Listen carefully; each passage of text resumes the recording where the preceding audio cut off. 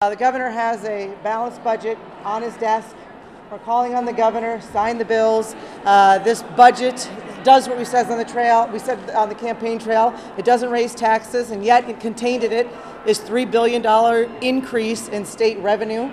And so we believe this is a balanced, compromised approach, and we encourage the governor to sign the bill. There are schools, there are local governments, there are other agencies waiting for these decisions, and we would strongly encourage him.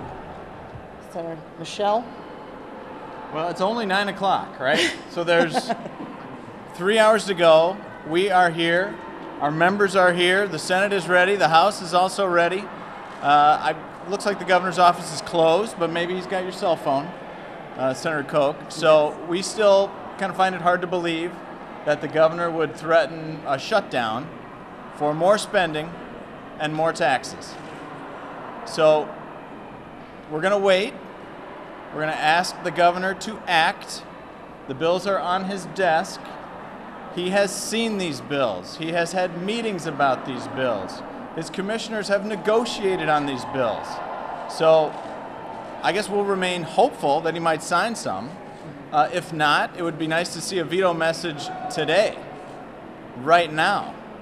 Right now. We are still ready to act, and there's some things we can do as a legislative body right now. So we'll wait for the governor. We'll continue to push for our budget and to point out that this is the budget that can pass the legislature.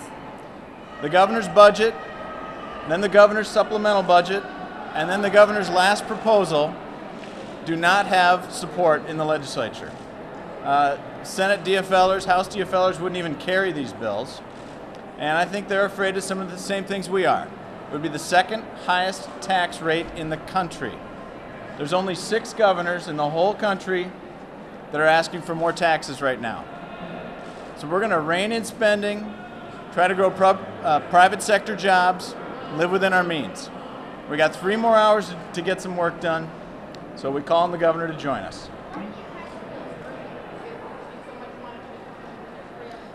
Rachel, you know, we had these bills, we had our target dates earlier than I've ever seen them, March 25th for our budgets to pass out of committee.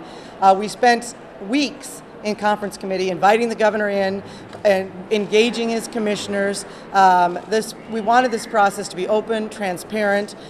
We worked with the governor. We tried to reach, agreements with him on process, and we kept getting barriers thrown up on process that were, instead of engaging on the real discussion. And still, then we posted the conference committees for 5 days so that these commissioners and the governor could check those out.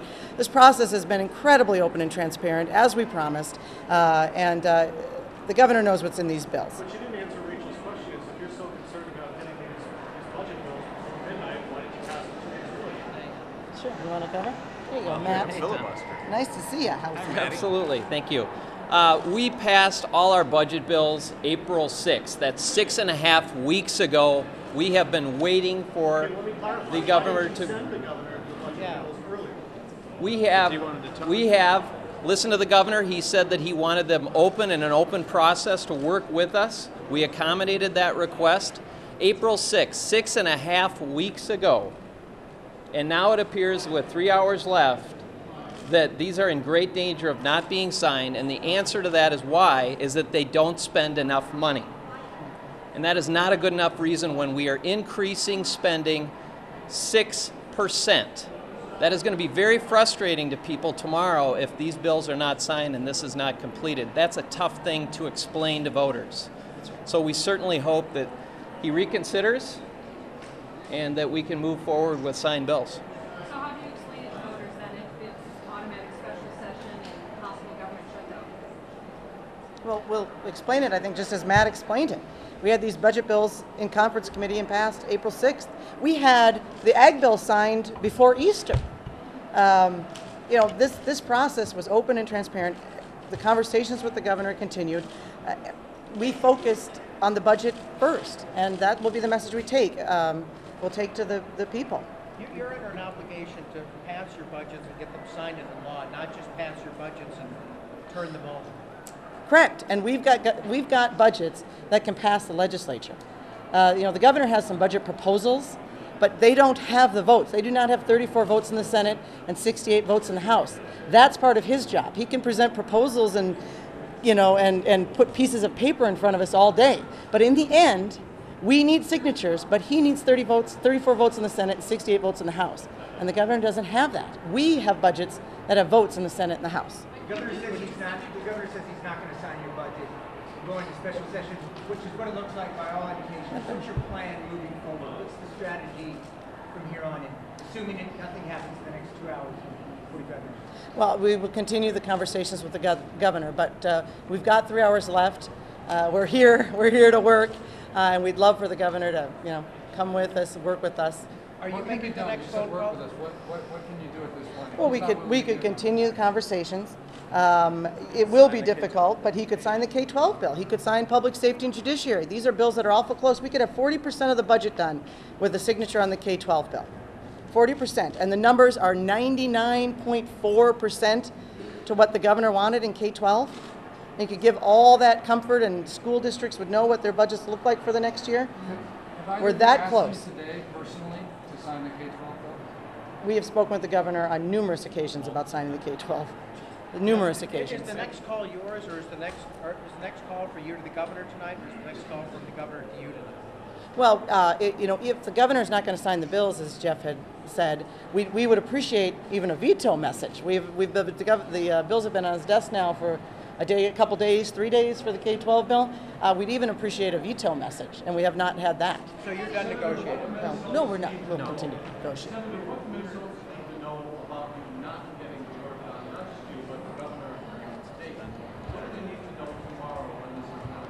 Well, what we would like to say to the folks in Minnesota, we did what we said we were going to do.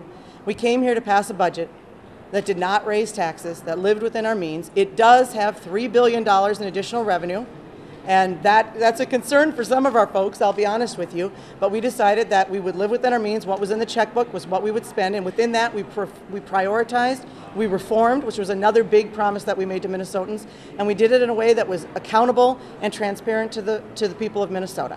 And so we encourage the governor to sign those bills. And if he sends us a veto, we'll continue to work with him. But we have done our job. The bills, the budget is on his desk.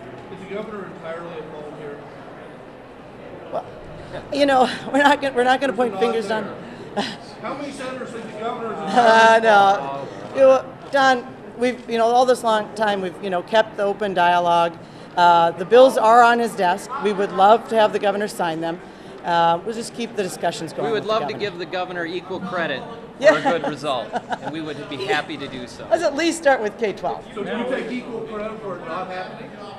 Right now, we've still got 3 hours to go, and we would hope they would at least sign the K-12 bill. Yep.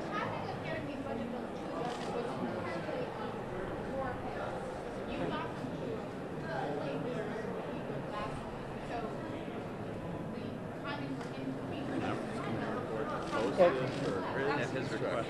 Yeah, they've been in conference committee for 6 weeks. The ag bill was signed in conference committee. We were saying all along that's a process that works. Let's do that.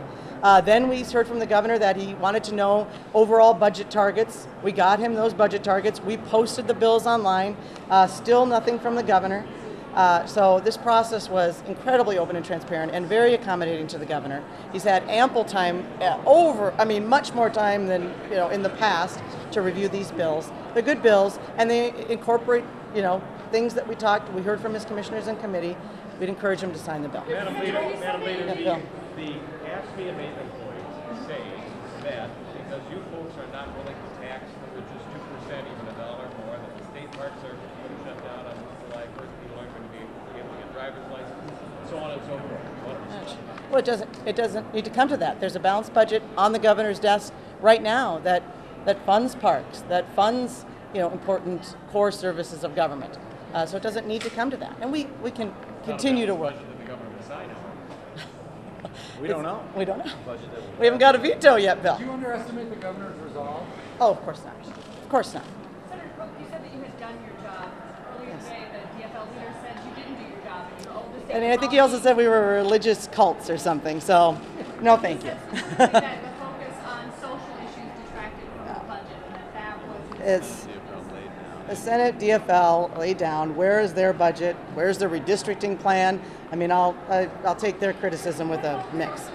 Someone said they, not at all. This budget was our first priority. That's why it came out of committees earlier than ever. That's why we set those aggressive budget target deadlines.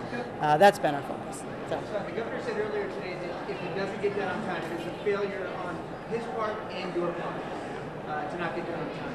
Do you agree with that assessment? Well, I'm just not interested in pointing fingers. But we've got a budget bill in there. It's done. It's passed the Senate, passed the House. Let's get a signature. Accountability, though, a big part of your message? Sure. So who's to blame? So why are we? I mean, I'm not going to blame the governor, and I'm not going to blame these folks. We've been working hard. We passed a solid budget, did what we promised we would do. I'm proud of this budget, and I'm proud of this group behind me. So, thanks, everyone. Thanks, guys.